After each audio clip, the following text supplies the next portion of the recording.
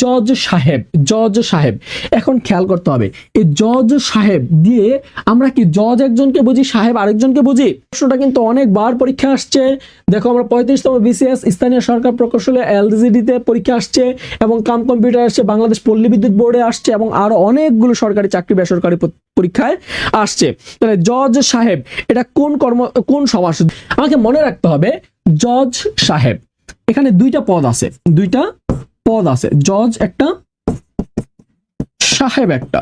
জজ সাহেব মনে রাখবে দুইটি পদ দিয়ে যদি একটি বিষয়কে বোঝায় তাহলে সেটা হবে কর্মধারয় সমাস। সেটা কি হবে? কর্মধারয় সমাস।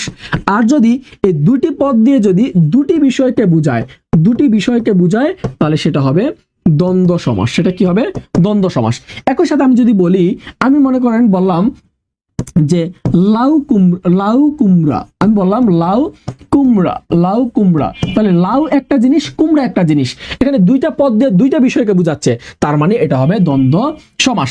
আমি যদি বলি চা বিস্কিট, আমি বললাম চা বিস্কুট, তাহলে চা একটা বিষয়, বিস্কুট আর একটা আলাদা জিনিস, চা বিস্কুট।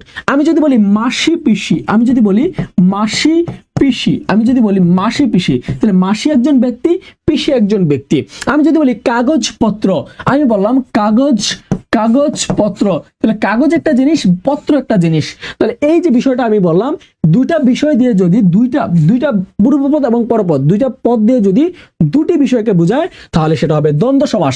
আর দুটি পদ দিয়ে যদি একটি বিষয়কে বোঝায় সেটা হবে কর্মধারয় সমাস। তাহলে জজ সাহেব, এখানে জজ একজন ব্যক্তি, সাহেব আরেকজন ব্যক্তি, এরকম নয়।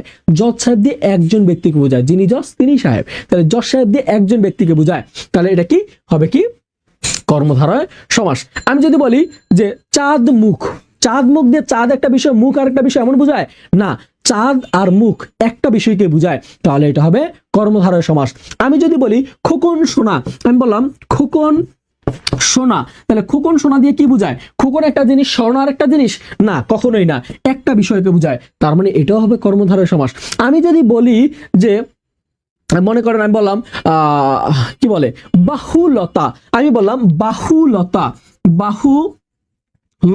তাহলে বাহুলতা দিয়ে বাহু একটা বিষয়, লতা আর একটা বিষয় বোঝায় না, একটা বিষয়কে বোঝায়। আমি যদি বলি বিষাদ সিন্ধু, তাহলে বিষাদ একটা জিনিস, সিন্ধু আর একটা জিনিস, কখনোই না, তার মানে এগুলো দিয়ে একটা পদকে বোঝায়। আমি যদি বলি মন মাঝি, মন একটা বিষয়, মাঝি আর একটা বিষয়, কখনোই না, তাহলে মন মাঝি একটা বিষয়কেই বোঝায়, তার মানে এগুলো হবে কর্মধারয় সমাস। এগুলো কি হবে? কর্মধারয় সমাস।